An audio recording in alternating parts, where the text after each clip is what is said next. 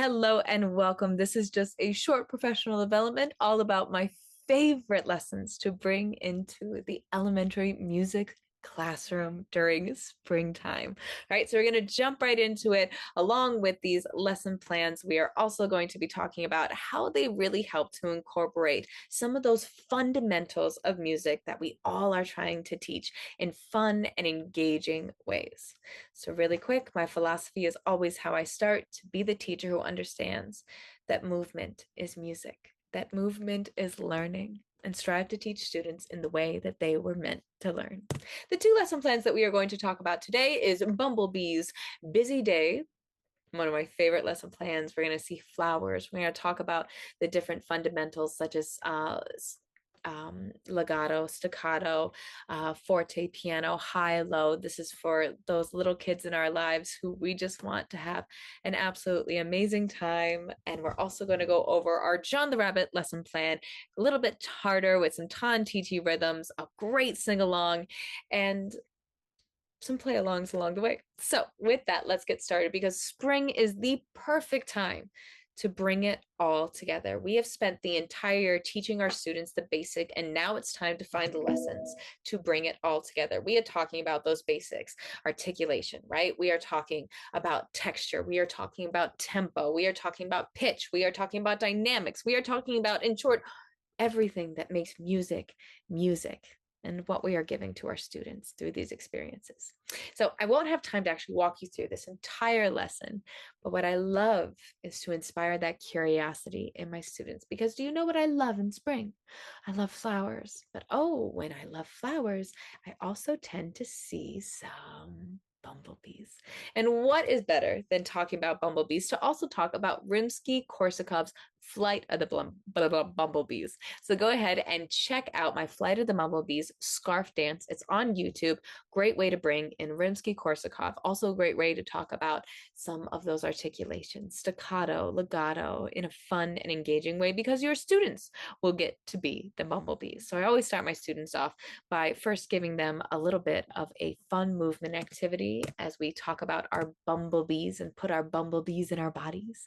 But then we also get some solfège into it, because this story that I've created has a song that goes along with it. Very simple, very easy. These are the pitches that your students will need. I love having this up on the smart board because then my students can go up, tap, tap, tap, tap, and sing. So, so, la, so, mi, so, la, la, so, mi. Getting that visual representation and then putting it in their bodies and in their hands. Bumblebee, bumblebee, bee, bee, bumblebee.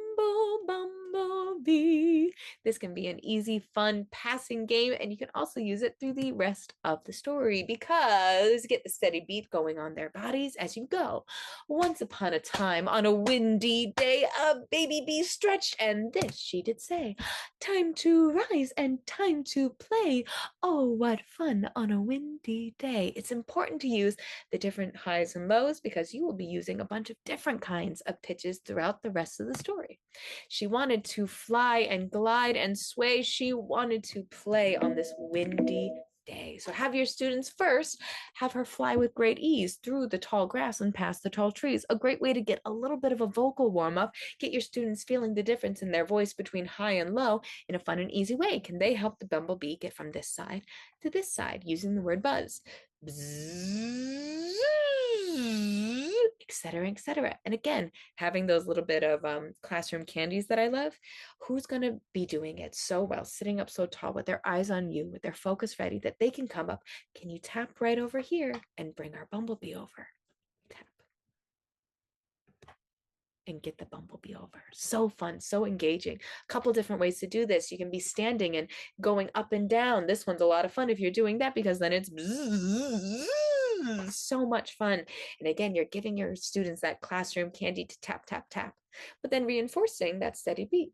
She wanted to fly and glide and sway. She wanted to play on this windy day. The song that we talked about at the beginning, Rimsky-Korsakov, Flight of the Bumblebee, talked about articulation, staccato and legato. Well, what kind of articulation did we just do with our buzzes? Bzzz. And how about this? The pink flowers are ta, ta, ta, ta, ta. And the blue flowers are titis. Ta, ti, ti, ta, ta, etc., etc. Again, getting your students actively engaged as they get now to do some basic fun rhythm patterns and getting to feel those. She wanted to glide and fly and sway, but oh no, some dark clouds come. Not fun on this nice windy day. She got very quiet, talking about dynamics, and a little scared, it's true. Just out of nowhere, a mighty wind blew. Bzzz, getting your students engaged. Help, help, she cried, but her voice was so small, no one could even hear her at all. Keep buzzing out of the way. She landed beneath a flower as the dark clouds grew. The baby bumbled shiver. She wanted mommy and daddy too. Maybe having a time to talk. Well, have you ever been so scared that you wanted your mommy and daddy?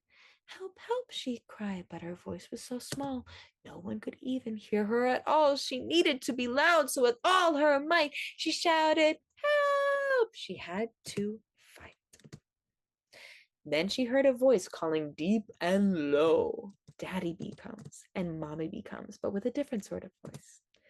Baby bee, where can you be? Baby bee, I do not see. Mama bee, daddy bee, I'm here, it's me. Then they go off to their hive. The end. Now, what's great about this story is there were so many different opposites that your students were able to engage with. All right. So have them think about a few, the difference between the buzz and when the bee was jumping. Ta, ta, ti, ti, ta. And really showing the different articulations from that. Well, did they hear a difference between mommy bee and daddy bee's voices? Right? Was there a difference when baby bee said, help, help, but her voice was so small? Right? How can now we put that all together in one big song at the end? So fun, so easy. Here's how it goes.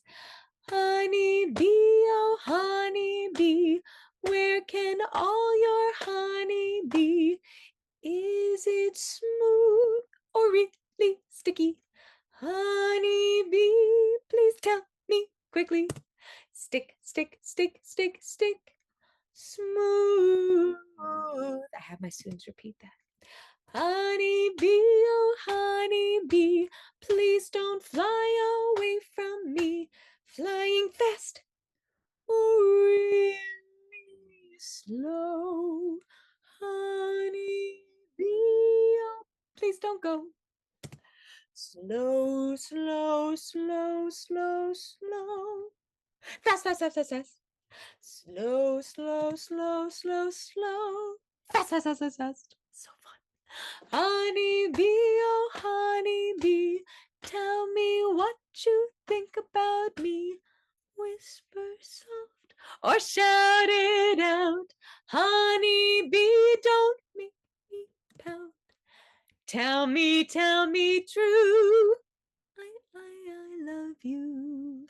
Tell me true. I love you. So easy, so fun. Take a couple videos at the end to still engage your students. Maybe you want to talk more about Flight of the Bumblebee and you show this beautifully animated version. Gorgeous. Or maybe you want to do some different rhythm play alongs. Maybe you want to talk about Vivaldi's Four Seasons Spring. There's so many different ways to bring so many multiple musical experiences, connect all that you've spent this entire year talking about and use spring to bring it into the classroom. And we're also going to do that. Again, I want to keep this quick, but we're going to do that with the song John the Rabbit. And he's the type of bunny that likes to eat other people's vegetables. Now, the story that I bring with this is Muncha Muncha Muncha. If you haven't brought this story into your classroom, oh my goodness, I recommend it. It is just so fun and so easy to, again, bring all those different concepts of music that you've been teaching this entire year into one fun and engaging story. So the story follows Mr. McGreely. Now, Mr. McGreely is a man who has always wanted to build his own garden, get his hands dirty and grow yummy vegetables and gobble them all up. So he buys his supplies and he starts his garden. But you can tell what's going to happen. So he hoed and he sowed and he watched his garden grow. What I love to do with this section is I have my students repeat, lettuce, lettuce. Tell me the rhythm. Titi. Carrots, carrots. Peas. Again, like what can your students hear and be able to tell what it is. Oh, so fun. So engaging. Yum, yum, yummy, said Mr. McGreely. I'll soon fill my tummy with crisp, fresh veggies. Now, what I love to do with this story is I like to put it in my students' bodies. A moving child is a learning child. So I get them moving, even if it's still just them sitting. Maybe they'll stand up in a little bit, but first I just have them do it with their bodies. One night when the sun went down and the moon came up, 3 hungry bunnies appeared and they went, do this with me.